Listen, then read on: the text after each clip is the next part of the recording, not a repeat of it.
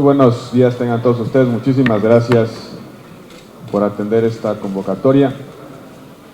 El día de hoy queremos anunciarles que a partir de un intenso esfuerzo de diplomacia parlamentaria y reconociendo el liderazgo del Senado mexicano y de nuestro país en la lucha por la seguridad internacional, por las políticas de desarme, por la promoción de la paz, la Unión Interparlamentaria ha determinado que la senadora Laura Rojas asuma la presidencia de la Comisión de Paz y Seguridad Internacional.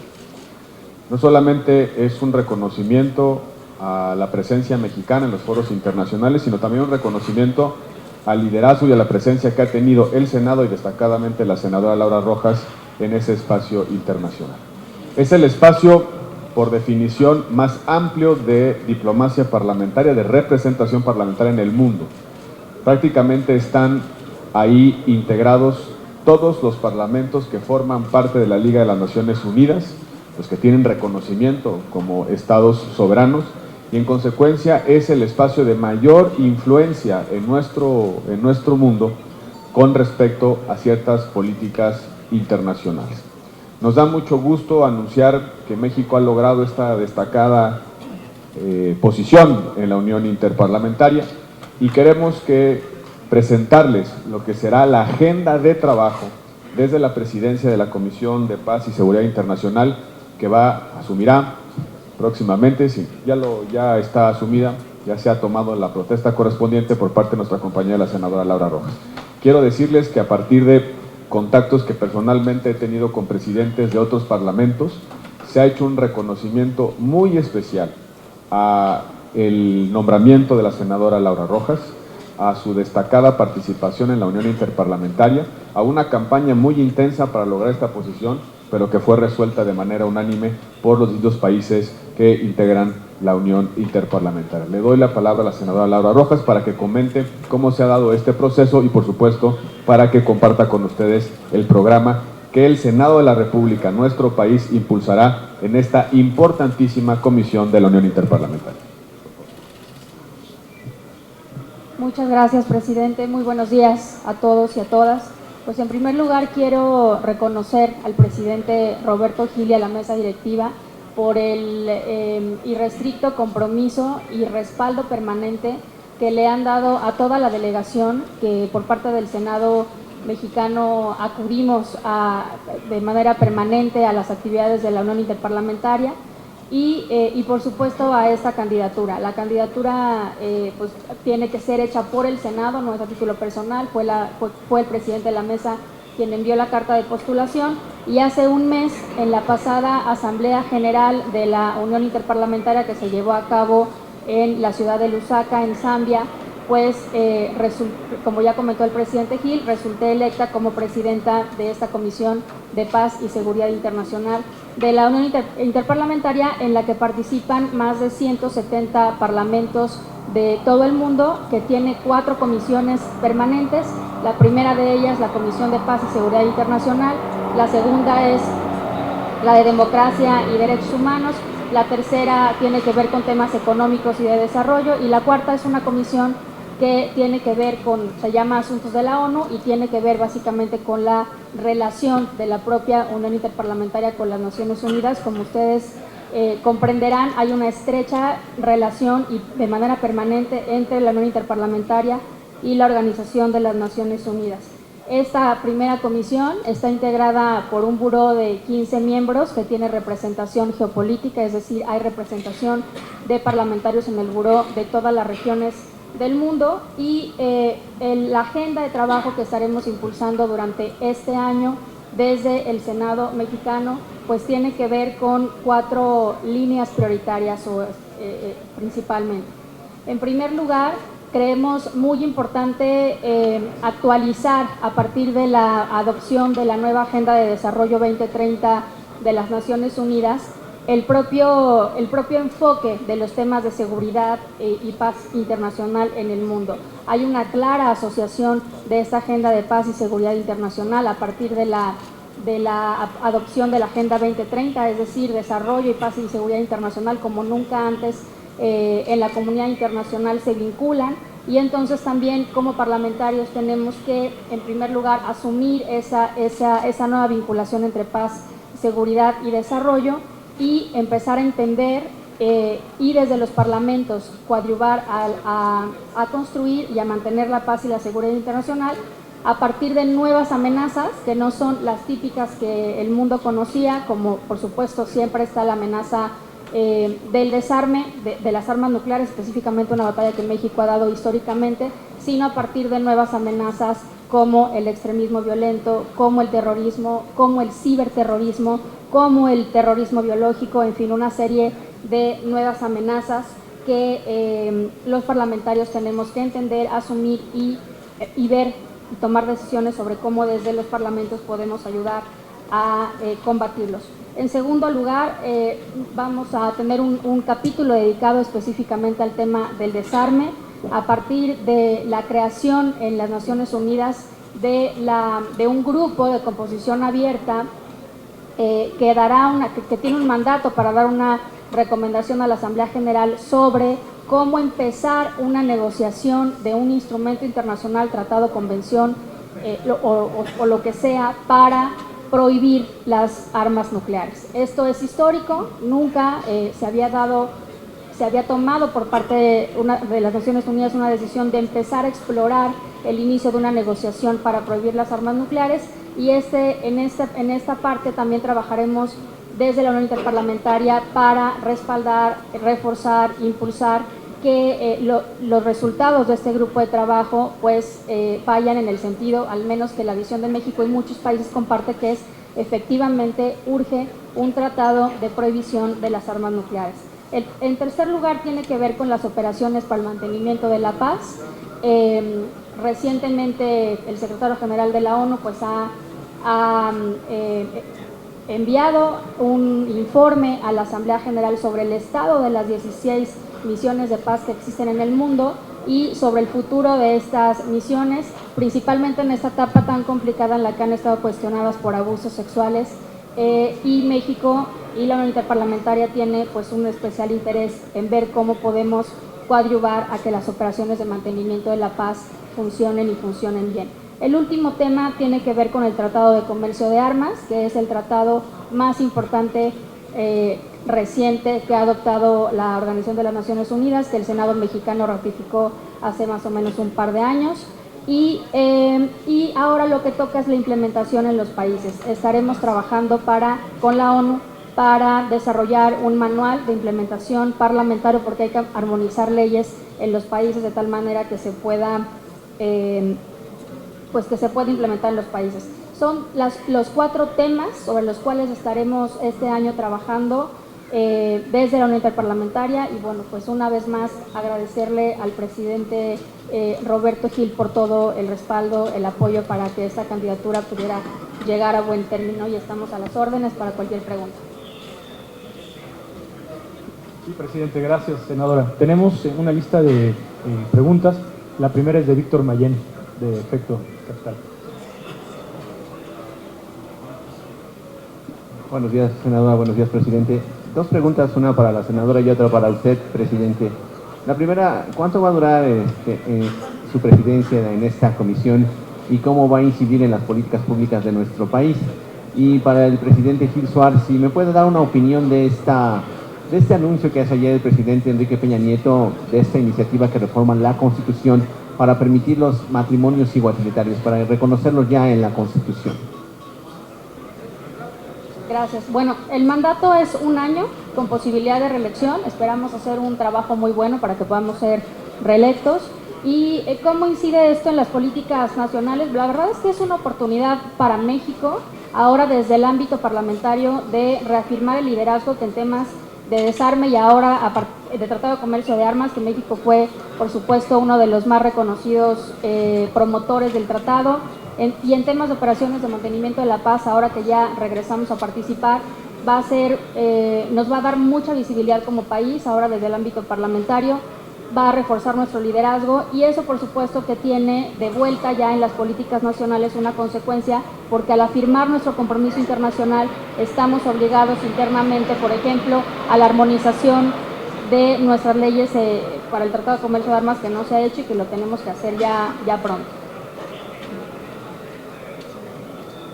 Con respecto a las iniciativas, como ustedes saben, ya las hemos recibido. La Comisión Permanente las turnará hoy mismo a la Cámara de los Diputados para su dictaminación. En lo personal, creo que la iniciativa que ha presentado de reforma constitucional el presidente lleva a la Constitución lo que ya resolvió la Suprema Corte de Justicia de la Nación. Hay que subrayar y recordar ese antecedente que es muy importante. Ya la Corte había reconocido un derecho humano para no ser discriminado en el acceso a la figura propiamente del derecho civil. En consecuencia, ya era parte de nuestra realidad. Ahora el planteamiento es llevarlo a la Constitución y tendrá que ser analizado con total responsabilidad desde la perspectiva de los derechos humanos y de la no discriminación. Creo que el anuncio es importante por sí mismo. Es una agenda que ha sido impulsada por muchos colectivos durante los últimos años, que, insisto, ya ha sido resuelta por la Suprema Corte de Justicia de la Nación y que forma parte de nuestra realidad jurídica y social.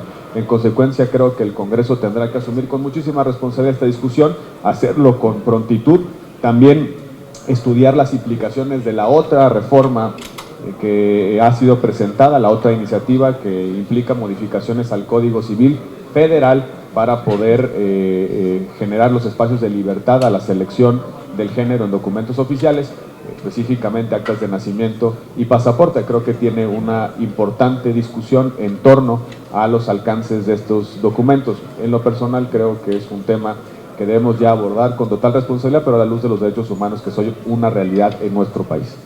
Senador, más allá de la trascendencia de la iniciativa y de reconocer este derecho ya en la Constitución, hay algunos autores que comienzan a cuestionar que el anuncio de ayer tiene tintes electoreros.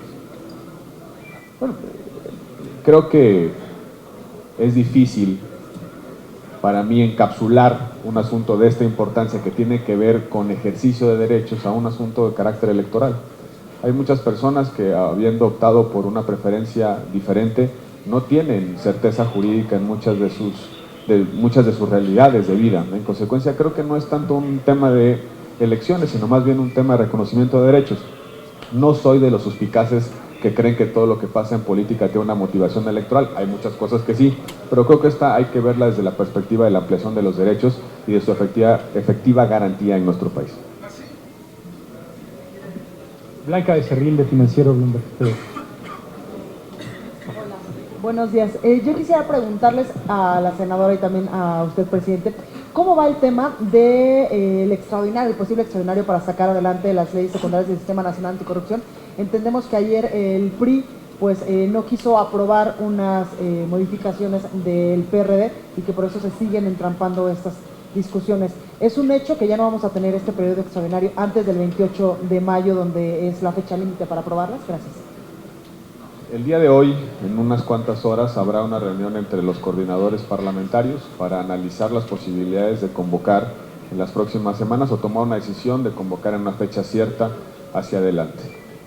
No podemos ocultar, no hay manera de hacerlo, que no existe todavía un acuerdo sobre el conjunto de los dictámenes que componen el Sistema Nacional Anticorrupción, los 7 de 7, como se suelen denominar.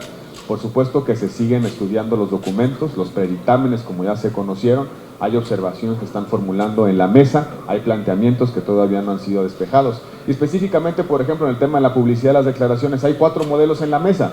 Cada partido político tiene un modelo diferente, las organizaciones de la sociedad civil tienen un modelo diferente.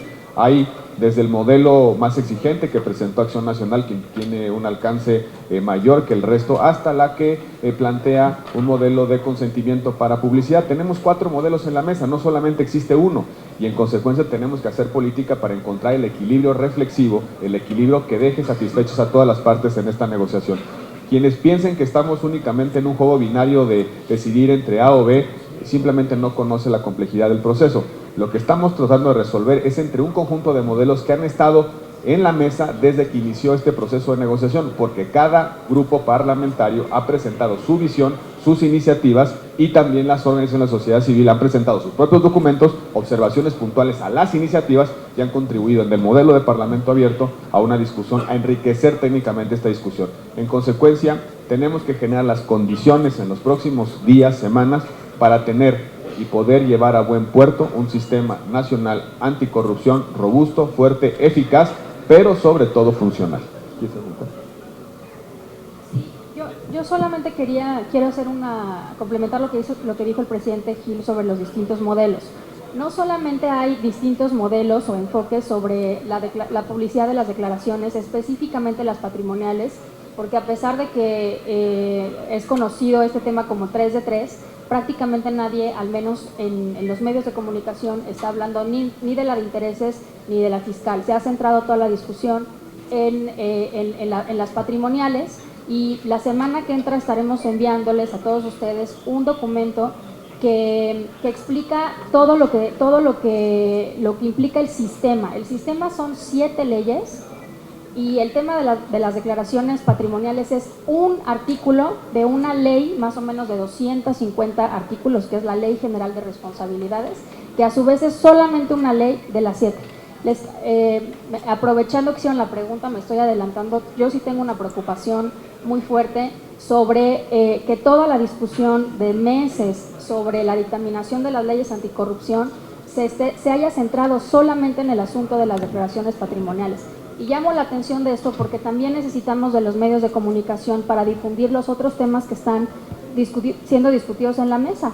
Por ejemplo, en la ley del sistema hay una serie de propuestas para incorporar al menos 5 plataformas de información, ¿no? Y en la propuesta son 5 plataformas, una fundamental es la de compras y obras públicas, que estaría integrando la información de todos los sujetos obligados de los 3 órdenes de gobierno sobre a quién se le vende, qué se le vende, si la licitación estuvo bien hecha, si fue adjudicación directa, etcétera, etcétera. Y, por ejemplo, esa plataforma no está siendo aceptada por nuestros colegas del PRI, del Partido Verde. Y no es un tema menor. Tampoco es un tema menor, por ejemplo, las causales de remoción del secretario ejecutivo, las facultades del Comité de Participación Ciudadana, etcétera. Y tampoco se ha discutido en la opinión pública toda la parte penal, que es fundamental. ¿Cómo debe de ser? ¿Qué atribuciones debe de tener la Fiscalía Especializada en Combate a la Corrupción? Y cómo tiene que ser rediseñado el Código Penal para poder realmente complementarse con toda la parte administrativa. Entonces, la próxima semana yo estoy preparando un documento que explique parte por parte de qué se trata cada ley, el nivel de acuerdo que tenemos hasta ahora, cuáles son los desacuerdos, porque sí creo que vale la pena empezar, y válganme la expresión, ahora sí, a hablar del sistema. La 3 de 3, aunque es un tema importante, y ustedes saben que yo pues la hice, etcétera, comparto plenamente la importancia de publicar el patrimonio de los servidores públicos, no es ni de lejos lo más importante del sistema. Y yo sé que estoy corriendo el riesgo de que me linchen públicamente, pero de verdad, yo creo que es momento de empezar a hablar del sistema y de las 7 leyes, porque no se conoce y no se discute. Perdón. Pero hoy, a 10 días de que se vence el plazo, todavía no hay materia para este extraordinario en el Sistema Nacional Anticorrupción. Todavía no hay dictámenes, todavía no se han convocado a las comisiones para poder generar los 7 dictámenes que son necesarios para darle cuerpo y forma al Sistema Nacional Anticorrupción. Sí hay reuniones para determinar si estamos en condiciones o no de celebrar un periodo de sesiones extraordinarias en las próximas semanas, o bien fijarle fecha específica durante los próximos meses, quizá después del periodo electoral, o bien en algún momento de lo que será nuestro receso. Lo importante es, y quiero subrayarlo, es que no hemos dejado de trabajar en el tema, ni tampoco hemos dejado de discutir sobre la mejor forma de darle solución al conjunto de corchetes que ya ha señalado algunos la senadora Laura Rojas y que están en la discusión porque los modelos todavía no se han encontrado. Las posiciones no han encontrado un punto de encuentro y en consecuencia todavía no hemos logrado generar de consenso unos dictámenes que nos permitan ir al periodo de sesiones extraordinarias. Gerardo Segura, TV Azteca. Muchísimas gracias. Quisiera preguntarle en relación a lo comentado por el secretario de Salud en relación a la cuestión de la amapola, que no es momento ahorita de entrarle al debate cuando hay muchas voces que están pidiendo que se incluya en el debate, o que cuando menos no hay una posición cerrada a este tema y que no tienen que ir marihuana, luego amapola y luego una por una. O sea, podrían entrar en una discusión ya abiertamente sobre esta cuestión. Y bueno, quisiera que me preguntar primero sobre eso. Yo soy de la idea de que tenemos que abrir la discusión sobre el nuevo marco regulatorio de las drogas en general y no ir sustancia por sustancia. Yo creo que lo que tenemos que hacer es cambiar los paradigmas y encontrar modelos regulatorios eficaces que nos permitan resolver el problema del mercado negro, del consumo y de también los efectos en la seguridad pública de todas las drogas ilegales que circulan en los mercados, tanto en nuestro país como en el extranjero. No me parece una buena idea fragmentar esta discusión en función de tipos de sustancias. Por supuesto que algunas sustancias plantean un debate con algunos matices, pero en el fondo lo que tenemos que discutir es qué tipo de aproximación de política pública vamos a tener como país en el tema de las drogas en función del daño a la salud del consumidor y de también sus efectos a los bienes colectivos, específicamente la salud pública y la seguridad de nuestro país. Yo creo que por ahí debemos empezar la discusión. Ahora, no hay ninguna iniciativa presentada específicamente sobre amapola, son dos cosas diferentes. Una cosa es discutir y otra cosa es generar un dictamen. Podemos generar un dictamen sobre marihuana porque tenemos un conjunto de iniciativas presentadas. En amapola no hay un planteamiento regulatorio concreto. Deberá generarse ese planteamiento, estudiarlo a cabalidad, ver cuáles son sus efectos, analizarlo desde la perspectiva de una política pública robusta, razonable, coherente, consistente.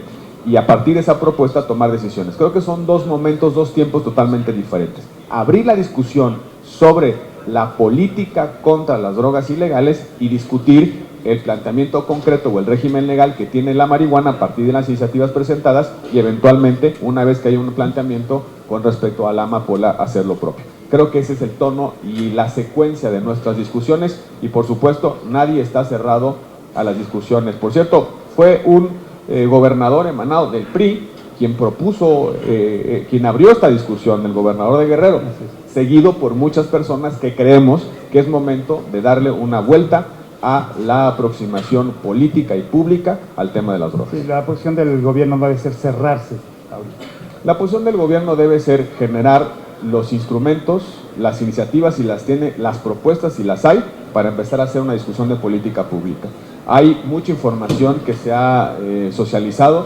He leído en la revista Nexos de hace un par de meses la existencia de un informe importante generado por la Secretaría de Gobernación con respecto al mercado de la amapola en nuestro país y sus posibles usos medicinales. Allí hay información que puede ser importante para nutrir el debate. Podemos convocar expertos, podemos convocar a los actores políticos a que fijen su posición, pero insisto, lo que tenemos que empezar a resolver en nuestro país es la aproximación política, económica y social al tema de las drogas ilícitas en nuestro país. Si usted me lo permite, en otro tema, en relación a la marcha y plantón de los maestros que están ahorita, pues de alguna manera entorpeciendo el tráfico, no permitiendo la libre circulación, ¿qué debería hacer el gobierno, tanto federal como el gobierno local? Dialogar con ellos, dialogar sus posturas en relación a echar abajo la reforma educativa. ¿Cuál debería ser desde su punto de vista la posición del gobierno en este problema? Tanto diálogo como sea necesario, tanta aplicación de la ley como sea posible. Y lo que tienen que hacer es aplicar la ley, porque hay que hacer un reproche político a los integrantes de la coordinadora en dos sentidos. En primer lugar, por boicotear la reforma educativa. Y en segundo lugar, por desquiciar la vida de los habitantes de la Ciudad de México. Esos dos reproches políticos deben estar en la mesa. No tienen derecho ni a lo uno ni a lo otro. En consecuencia, el gobierno debe agotar todas las instancias de diálogo, porque en un país democrático y plural, el diálogo es fundamental y es la mejor manera de hacer política. Pero también tiene que aplicar la ley tantas veces como sea necesaria y posible, porque quien se aparta de la ley tiene que pagar las consecuencias. Y aquí hay derechos de terceros involucrados, de los derechos de los niños que requieren la atención del servicio educativo mexicano y también el derecho de los habitantes de la Ciudad de México de poder vivir en orden, en paz, de poder circular en nuestra ciudad y también poder acometer sus actividades diarias, tanto laborales, de trabajo, educativas o de recreamiento. Es importantísimo, es importantísimo que la sociedad le exija a las autoridades del Distrito Federal, la Ciudad de México o federales que apliquen la ley, porque estas personas no tienen derecho ni a boicotear la reforma educativa ni tampoco a desquiciar la vida de la Ciudad de México. Gracias. Tenemos una última pregunta de Jessica Murillo de TVC. Buenos días. Gracias, senador. Preguntarle si ya es necesario hacer un pacto de civilidad entre los partidos. Hay algunas opiniones de algunos líderes de opinión que dicen que ya preocupa los ataques ya que se escalaron a las narcoacusaciones. Después de elecciones, si se van a sostener y se va a seguir una investigación por parte de las instituciones para quienes queden y quienes no, y hayan sido acusados. Y con el tema, con respecto a la CENTE, si cree que siga siendo el secretario de Educación un buen interlocutor, ya que tanto politécnicos como maestros pues se han rechazado que sea él la persona con la que se llegue al diálogo. El problema de narcotizar el debate electoral es que sembramos veneno en la política y en la vida pública en nuestro país. En política no todo se vale, en elecciones no todo se vale, sobre todo porque hay un día después, y un día después implica gobernabilidad, diálogo, encuentro, posibilidad de articular políticas públicas. La pregunta es de qué manera estos tonos que se han escalado de difamaciones, de injurias, de infamias, de mentiras, de falseamiento de información, de pruebas, creación de pruebas, va a afectar el diálogo democrático en nuestro país. Habría que ponernos a reflexionar cómo nos vamos a sentar a la mesa después del resultado electoral. ¿Cómo vamos a negociar, por ejemplo, el paquete económico si se han roto todos los códigos de confianza, todos los puentes de entendimiento y de diálogo entre los partidos políticos? ¿Cómo decirle a alguien que ha sido falsamente acusado de vínculos con el crimen organizado que se siente a la mesa con el partido que lo acusó, sin pruebas, falsamente, que se siente a la mesa a negociar políticas públicas, a poner su contribución a la política, a poner su contribución al desarrollo de políticas públicas? Debemos ya poner un alto a las campañas negras, a las campañas de difamación y a las mentiras en nuestro país, porque después del domingo 5 de junio hay otro día en el que tendremos que seguir construyendo bienes públicos para nuestro país, acuerdos políticos para resolver los grandes problemas sociales. Y la gran interrogante es cómo vamos a terminar después de este proceso. El gran problema de narcotizar el debate electoral es que se rompen los puentes de diálogo. Y en consecuencia creo que tienen mucha razón quienes están señalando que no todo en política se vale, ni tampoco que todo en política debe estar permitido. Y ahí hay un amplio margen de responsabilidad, de autocontención de los partidos políticos, precisamente para que en sus estrategias de campaña traten de ponerle cierta mesura y cierta responsabilidad. ¿Cómo va a pedirle, por ejemplo, el gobierno de la República a un partido político cuyos candidatos han sido lastimados con acusaciones falsas, que el día de mañana nos sentemos a discutir reformas de gran trascendencia? ¿Con qué legitimidad puede convocar a alguien que lastimó al otro, lo lastimó de manera indebida, a que le ayude a conducir los destinos del país? Estamos entrando a una ruta muy peligrosa de desencuentro político, y si al final todo en nuestra política es cruce de acusaciones, a ver quién termina por cerrar la puerta o quién es el último que abandona el salón. Con respecto a la segunda pregunta, yo creo que no hay otro interlocutor, es la responsabilidad y la cartera del secretario de Educación Pública. Por supuesto que dependerá de las estrategias de diálogo del gobierno si otros interlocutores entran a apoyar, a suplir, a generar otro espacio, otro margen de diálogo, pero el interlocutor, el responsable directo de esta agenda es el secretario de Educación Pública en nuestro país. Muchas gracias, compañeros. Gracias, presidente. Gracias a todos. Muy buenas tardes.